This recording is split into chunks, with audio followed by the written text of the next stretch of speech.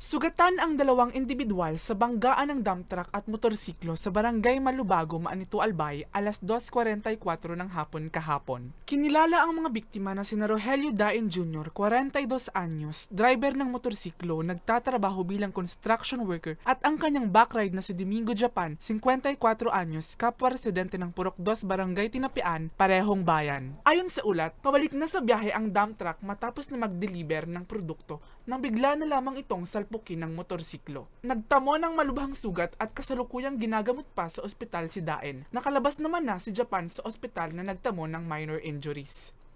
Base sa investigasyon ko, ang may sala dito is yung driver ko motor.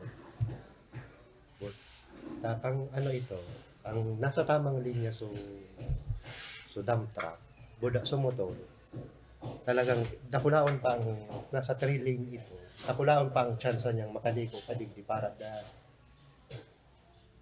dahil niya matamaan so dump truck. Napag-alamang galing ang dalawa sa isang pistahan at parehong nakainom ng alak bago ang insidente. Wala rin silang suot na helmet. Inot na inot po. So driver kang motor, buyong ko. Buyong, halik po sindang piestahan sa Malubago. May backride siya.